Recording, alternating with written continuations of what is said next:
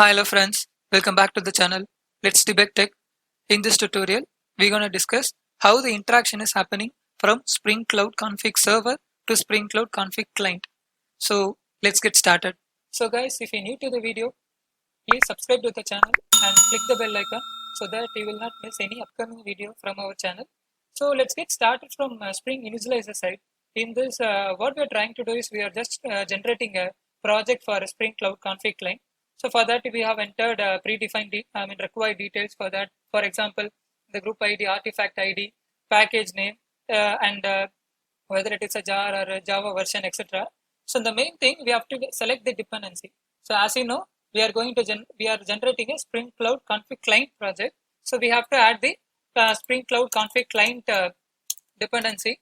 So if you search that, you can able to see Spring Cloud Config. So in the description also what they have mentioned, client that connects to the Spring Cloud Config server to fetch the application configuration. So this is the dependency we have to include. Just select and then you just generate the project. We just imported the project in Spring Cloud, basically in STS tool. Okay. Now it's by default we will have two files. One is basically it's a main class, Spring Boot application. Another one is application properties. So now you can ask me one question like, what is this config client? So basically, config client is nothing but it's another normal Spring Boot application, or we can say it's a microservice application.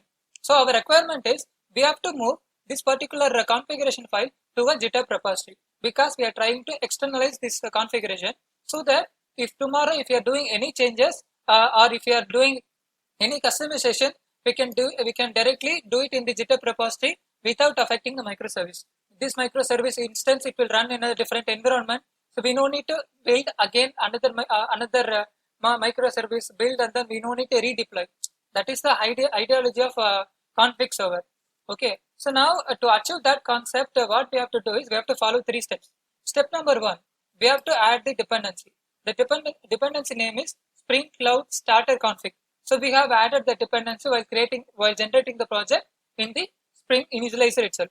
Step number 2, what we have to do is we have to move this property to a Spring GitHub repository. Let's say we have moved that property to a GitHub repository. So if we can do it in a two-way, or directly we can create a file here, or we can commit that file from our either command prompt or from the STS tool also we can able to commit it. So we just created that property file here. So now let's say this property file is having one data. The data is nothing but this one. Okay. So now step number 3 is we have to read this property from our client config client application. So for that, what we have to do is we have to create a bootstrap.properties or bootstrap.yaml file.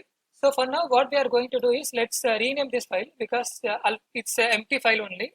So let's rename this file or we can delete this file and then we can create a new YAML file also. So it's up to our requirement only. So now let's say this we just created a YAML file which is nothing but bootstrap.yaml. So now what we have to do is you can able to see the property name is cloud config. What we have done is for this particular application, my property name is this is based on our requirement only. We just named as a cloud config. The same name we have to mention here, Spring application name. So you have to click that. You have to give the same name, cloud-config. Basically, that is the property name. We just provided the same name for the application also. Step number 2. Now we have to connect from client to server application. Basically, config client to config server. For that, what we have to do is we have to add that dependency also here. So for that, what we have to do is we have to enter cloud.uri. So you can able to see cloud config URI. You just select that. So now what here we have to include the respective config server IP port. You just enter http://localhost:900.5 because our cloud config server IP is 900.5. It is running in that IP. Okay, let's close this. So now we just given the respective IP and port of the config server in the config client properties. And now what we have to do is, I think we have to change the port also because by default it will run in default port saying that 8080. So now we can give a customized port that 9006 because 8080 port is already running in my machine. So I'm just changing it to 9006. Let's change that. Yeah, 9006. So now this we all set. So we have created the dependent. We have added the dependency. We have moved that property file to the cloud config. GitHub repository. We have moved that property, and then we have created the required configuration. Now we'll just try to run this project. We'll see. We'll start the config server. Just to run config. We'll start the config server here. So now the now server is getting started. You can able to see. So the config server is started, okay, with 9005 port. Now we have to start the config client application. Let's start the config client application here. It will run with 9006 port. The application is getting started. Now we can able to see here it is printing that fetching config from server at localhost 9005. Meaning whenever this microservice config client microservice get trying to start on startup, what it will do?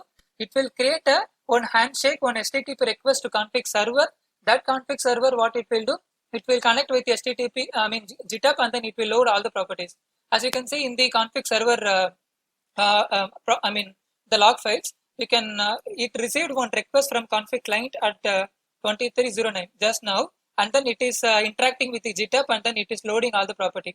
The property name is cloud config.properties because we have given the respective name. We have to read the cloud config.properties. So it is connected with GitHub, and then it is loaded the properties. Now what it will do? This cloud config server, it will give the required data to the config client application. That it will store in local memory, and that memory data it will be consumed by the config client application. Now let's you can ask me a question like how to ensure the data is given to the config client application. So for that, what we have done is we have created a controller. In that controller, we just created one simple GET request. So now what we are trying to do is we are trying to read the property saying that cloud config fetch data. So this data is given in the GitHub, basically the cloud config properties.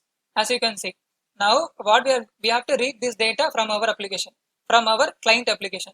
You can able to say like we don't have any other properties other than the Bootstrap in our project. So now let's see whether we are able to receive this property from GitHub or not. Let's see. For that we have to run this HTTP request. So let's go to the browser or Postman. Here we are just going to hit the respective request client config /fetch. Let's hit that request. Now you can able to see we are getting the result saying that welcome to Let's Debug Tech YouTube channel. This record it is coming from the GitHub basically, right? Because we haven't configured any property file in our application. That property file it is there in GitHub.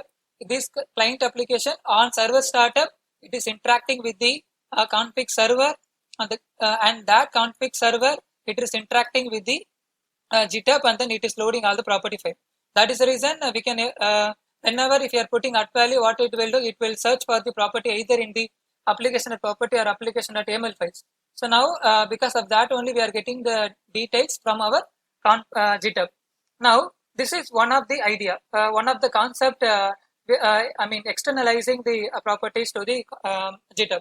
The concept number 2 is let's say we have a scenario saying that this config client application is deployed in dev environment, development environment, and then another testing environment, in different environments.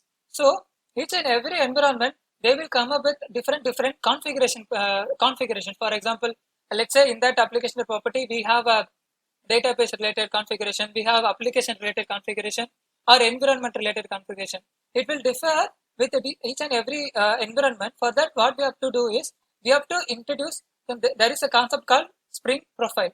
A profile is nothing but if you are giving development related properties, it will be loaded. If you are giving any other environment, for example SIT, I mean testing environment, that property it will be loaded. Let's see how that, I mean how to achieve that concept also. Let's for that what we have to do is let's stop this application, I mean config client application. Let's go to the I mean bootstrap.yml itself. Here what we have to do is we have to introduce the profiling concept. Just enter profile Spring Cloud.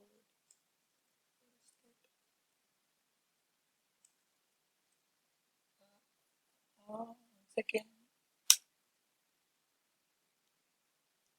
Yeah. So we have to give the profile dot active. So because this the profile dot active path is, it will come under Spring profile active. Okay. So let's say now we have to read the testing related testing environment property file. Okay. So now let's go back to the GitHub itself. Here you can able to see we have created one more property saying that cloud config -sit, meaning this both are same property, but the data is different based on the environment. Now we have to read this SIT environment, basically the testing environment data.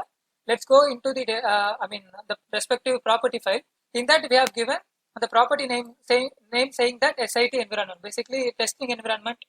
Okay, so now let's see, let's try to run this project whether we can able to read that particular environment related configuration. Let's try to run this project again. So before that, let's clear this config server logs.